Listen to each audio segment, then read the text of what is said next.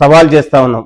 ఈ పిచ్చి కూతలు, ఈ పొగరుబోతు మాటలు మానుకోకపోతే తెలంగాణ నిరుద్యోగులు ఇవాళ చెప్పుల దండేసి ఊరేగిస్తాం అనే విషయాన్ని మరొకసారి గుర్తుపెట్టుకో కేటీఆర్.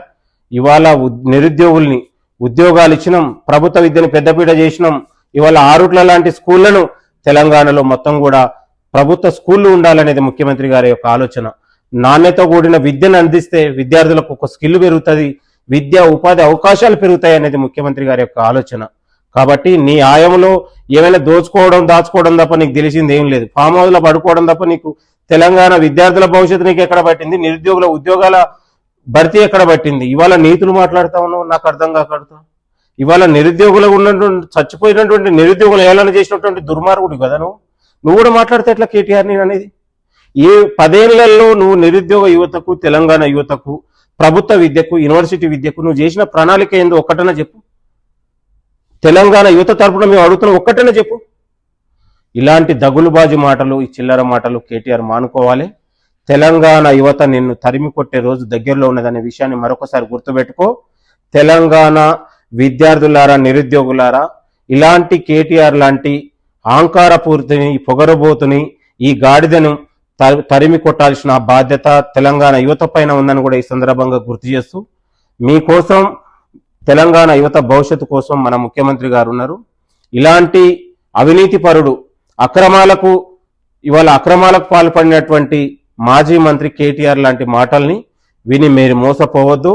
ఇలాంటి దుర్మార్గుడు 10 ఏళ్లలో తెలంగాణ యువతను లాఠీ చార్జీలు చేసి జైళ్లలో పెట్టించి కనీసం ఉన్నటువంటి ధర్నా చేసే అవకాశాలు కూడా కల్పించని దుర్మార్గుడు ఈరోజు మాట్లాడితే తెలంగాణ యువత సిగ్గుపడుతుంది కేటీఆర్ మాటల్ని. ఇవాళ తెలంగాణలో విద్యార్థులు, నిరుద్యోగులు ఉన్నటువంటి ప్రజాస్వామ్యమైనటువంటి డిమాండ్, న్యాయమైన డిమాండ్ను ప్రభుత్వం ఎప్పుడు కూడా పరిగణలోకి తీసుకుంటుంది. ప్రతి ఖాళీలను భర్తీ చేస్తూ ఉంది.